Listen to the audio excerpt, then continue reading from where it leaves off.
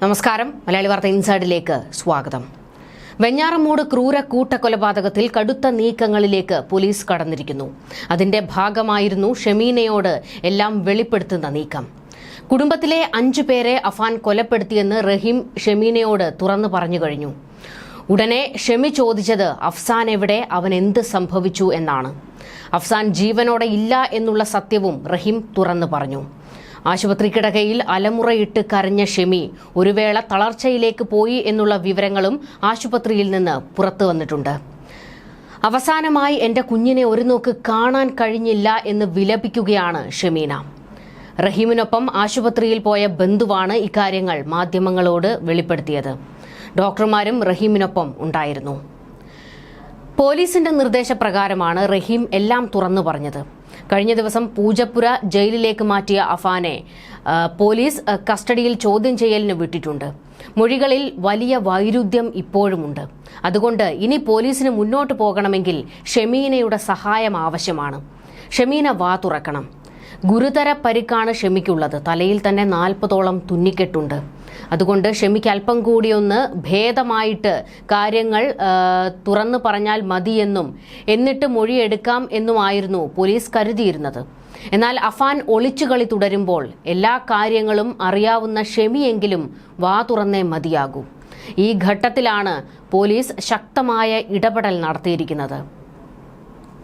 ഡോക്ടർമാരോട് ചോദിച്ചതിന് ശേഷമാണ് പോലീസും ഷമീനയോട് കൂട്ടക്കൊലയുടെ വിവരം തുറന്നു പറയുന്നതിൽ തീരുമാനമെടുത്തത്. പക്ഷേ ഇന്ന് ഷമീനയുടെ മൊഴിയെടുക്കില്ല. കാര്യങ്ങൾ കേട്ടതിന്റെ ഷോക്കിലാണ് ഷമി ഇപ്പോഴും. വരും ദിവസങ്ങളിൽ ഷമിയിൽ നിന്ന് കാര്യങ്ങൾ ചോദിച്ചറിയാമെന്ന കണക്കുകൂട്ടലിലാണ് പോലീസ് ഇപ്പോഴുള്ളത്. എല്ലാ വിവരങ്ങളും തുറന്നു പറഞ്ഞതിന് ശേഷം റഹീം ഷമീനയുടെ അടുത്ത് നിന്ന് മാറിയിട്ടില്ല. ഷമിക്ക് കൂട്ടിരിക്കുകയാണ്. അദ്ദേഹത്തിന് ആകെ ഇനി ആശ്വാസം സ്വന്തം ഭാര്യയെങ്കിലും ജീവനോടെ ഉണ്ട് എന്നുള്ളതാണ്. എന്നാൽ അഫ്സാൻ കൊല്ലപ്പെട്ടതും അഫാൻ ജയിലിലായതും ഷമിയെ തളർത്തിയിട്ടുണ്ട്. ഷമി എന്തെങ്കിലും കടുങ്കൈ ചെയ്യുമോ എന്നുള്ള ഒരു ഭയം റഹീമിനുണ്ട്. അതുകൊണ്ട് തന്നെ ഷമിക്കരികിൽ തന്നെയാണ് അദ്ദേഹം എപ്പോഴും ഉള്ളത്. അഫ്സാനെ കൊലപ്പെടുത്തിയ വിവരം അറിഞ്ഞ ഷമി അഫാനെ ഇനി സംരക്ഷിക്കില്ല എന്ന വിശ്വാസത്തിലാണ് പോലീസ് ഉള്ളത്. പക്ഷേ അങ്ങനെ ഒരു ആത്മവിശ്വാസവും വെച്ചു പുലർത്തേണ്ട കാര്യമില്ല. കാരണം സ്വന്തം ഭർത്താവിനോട് പോലും കട്ടിലിൽ നിന്ന് വീണ് പരിക്ക് പറ്റിയെന്നാണ് ഷമി പറഞ്ഞിരിക്കുന്നത്. മാത്രമല്ല, നാട്ടിൽ വലിയ കടമുണ്ടായതിൽ ഷമിക്കും എന്തെങ്കിലും പങ്കുണ്ടെങ്കിൽ അവർ അഫാനെതിരെ മൊഴി കൊടുക്കാനും സാധ്യതയില്ല. പോലീസിനും അങ്ങനെ ഒരു സംശയമുണ്ട്. 15 ലക്ഷത്തിന്റെ കടം മാത്രമേ ഉള്ളൂവെന്ന് റഹീം പറഞ്ഞത് പോലീസ് മുഖവിലയ്ക്ക് എടുത്തിട്ടുണ്ട്. അതിന്റെ തെളിവുകൾ അദ്ദേഹം പോലീസിന് നൽകിയെന്നാണ് വിവരങ്ങൾ. എന്നാൽ 65-70 ലക്ഷത്തിന്റെ കടം നാട്ടിൽ അഫാനും മാതാവും കൂടി ഉണ്ടാക്കി വെച്ചിട്ടുണ്ട് എന്നാണ് വിവരങ്ങൾ. ഇതിന്റെ സത്യം എന്താണ്? ആരിൽ നിന്നെല്ലാമാണ് കടം വാങ്ങിയത്? എന്തിനു വേണ്ടി കടം വാങ്ങി? ഷമിയും കൂടി ഉൾപ്പെട്ട കടമാണോ അതോ അഫാൻ തന്നെ ഉണ്ടാക്കി വെച്ചതാണോ? ഇതിന്റെ എല്ലാം വിവരങ്ങൾ കണ്ടെത്തേണ്ടത് കേസിൽ നിർണായകമാണ്. സാമ്പത്തിക പ്രതിസന്ധി കാരണം ചെയ്തുപോയ കൊലപാതകമാണ് എന്ന് അഫാൻ പറയുമ്പോൾ അതിന്റെ തെളിവുകൾ കണ്ടെത്തേണ്ടത് അനിവാര്യമാണല്ലോ. ഷമിയുടെ ആരോഗ്യസ്ഥിതി കൂടി വിലയിരുത്തിയതിനു ശേഷം വരും ദിവസങ്ങളിൽ ചോദ്യം ചെയ്യുമെന്നാണ് പോലീസ് പറയുന്നത്. അഫാൻ പറഞ്ഞ മൊഴി അനുസരിച്ച് ദിവസവും 10,000 രൂപ വരെ പലിശയായി നൽകേണ്ടി വന്നു. കുറച്ചു നാളൊക്കെ മുടങ്ങാതെ പലിശ കൊടുക്കാൻ കഴിഞ്ഞു എന്നാണ്. പിന്നീട് അത് താങ്ങാൻ കഴിയാതെ വന്നപ്പോഴാണ് എല്ലാവരെയും കൊലപ്പെടുത്തി ആത്മഹത്യ ചെയ്യാൻ തീരുമാനിച്ചതെന്നും താൻ മരിക്കാത്തതിൽ അസ്വസ്ഥനാണ് എന്നും അഫാൻ പറഞ്ഞിരിക്കുന്നത്. ഇങ്ങനെ ദിവസവും 10,000 രൂപ വെച്ച് പലിശ മാത്രം കൊടുക്കാനുള്ള തുക എവിടെ നിന്ന് കിട്ടി? റഹീം മാസത്തിലാണ് പണം അയച്ചിരുന്നത്. പിന്നെ എന്തെങ്കിലും അത്യാവശ്യങ്ങൾ പറയുകയാണെങ്കിൽ ഇടയ്ക്ക് അയച്ചു കൊടുത്തിരുന്നു. അതും അയക്കുന്ന തുക ദിവസവും 10,000 വെച്ച് പലിശ കൊടുക്കാൻ തികയുമായിരുന്നില്ല. അഫാൻ ജോലിക്ക് പോയിരുന്നില്ല. ഷമിക്കും ജോലി ഉണ്ടായിരുന്നില്ല. ആകെ ചെയ്തിരുന്നത് ചിട്ടി നടത്തുന്നതായിരുന്നു. അതും അഫാൻ 8 നിലയിൽ പൊട്ടിച്ചു.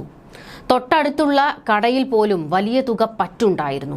ഒരു ഓട്ടോറിക്ഷക്കാരന് മാത്രം യാത്ര ചെയ്ത വകയിൽ അഫാൻ 1 ലക്ഷം രൂപ കൊടുക്കാനുണ്ട് എന്നാണ് വിവരങ്ങൾ. ഒരു പണിക്കും പോകാതിരുന്ന അഫാന് ഇതിനൊക്കെ എങ്ങനെ പണം കണ്ടെത്താൻ കഴിഞ്ഞു എന്നുള്ളത് വലിയ ചോദ്യമാണ്. ഒരുപാട് കടമുണ്ടെന്ന് കുടുംബക്കാർക്കും നാട്ടുകാരിൽ പലർക്കും അറിയാമായിരുന്നു.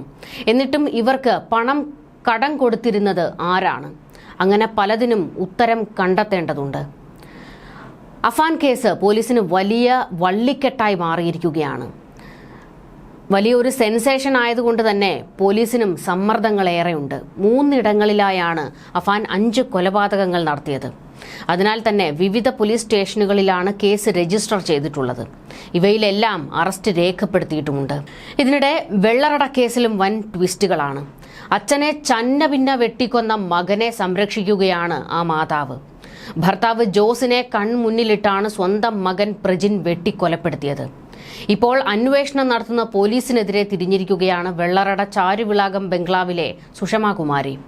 പ്രജിനെ ഭർത്താവ് ജോസ് കുറ്റപ്പെടുത്തിയിട്ടില്ലെന്നും മകന്റെ മെഡിക്കൽ വിദ്യാഭ്യാസം പാതി വഴിയിൽ മുടങ്ങിയപ്പോഴും ചേർത്ത് പിടിക്കുകയാണ് ചെയ്തതെന്നും സുഷമ പറയുന്നു. മകനെ അദ്ദേഹം നിരന്തരം കുറ്റപ്പെടുത്തിയതുകൊണ്ടാണ് ക്രൂര കൊലപാതകം നടന്നത് എന്ന പോലീസിന്റെ മൊഴി തെറ്റാണെന്ന് പ്രജിന്റെ മാതാവ് ഇപ്പോൾ മാധ്യമങ്ങളോട് പ്രതികരിച്ചിരിക്കുന്നത്. ഡിവൈഎസ്പി ഷാജിയാണ് അന്ന് ഇങ്ങനെ ഒരു സ്റ്റേറ്റ്മെന്റ് പറഞ്ഞത്. പ്രജിനെ ജോസ് കുറ്റപ്പെടുത്തിയിരുന്നുവെന്ന്. കുടുംബാംഗങ്ങൾ വ്യക്തമാക്കിയത് ഇങ്ങനെയാണെന്ന് അദ്ദേഹം അന്ന് പറയുകയും ചെയ്തിരുന്നു. മകനെക്കുറിച്ചുള്ള എല്ലാ വിവരങ്ങളും ഇവരും ആരോടും പറഞ്ഞിരുന്നില്ല. 8 വർഷത്തോളം നിരന്തരം ഉപദ്രവിച്ചിട്ടും മകനെതിരെ ഒരക്ഷരം പറഞ്ഞില്ല. മുറി അടച്ചിരുന്ന് സാത്താൻ സേവ ചെയ്തിരുന്നത് ബോധ്യപ്പെട്ടിട്ടും ഇവർ മിണ്ടിയില്ല. പുറത്തറിഞ്ഞാൽ നാണക്കേടാണ്, മകനെതിരെ പോലീസ് കേസെടുക്കും എന്നൊക്കെ പറഞ്ഞ് ജോസിനെ തടഞ്ഞതും സുഷമയാണെന്നാണ് വിവരങ്ങൾ. വെഞ്ഞാറമൂട്ടിൽ സംഭവിച്ചതിന്റെ മറ്റൊരു വശമാണ് വെള്ളറടയിലേത്. ക്രിമിനലുകളായ മക്കളെക്കുറിച്ച് ഇവർ പുറത്ത് ആരോടും പറഞ്ഞില്ല. കൊലയാളികളെ ഊട്ടിയ അമ്മമാരെന്നാണ് സോഷ്യൽ മീഡിയയിൽ കമന്റുകൾ വന്നുകൊണ്ടിരിക്കുന്നത്. കൃത്യസമയത്ത് ഇവർ ഇടപെടാൻ തയ്യാറായിരുന്നുവെങ്കിൽ ഈ ദാരുണ സംഭവങ്ങൾ നടക്കില്ലായിരുന്നു.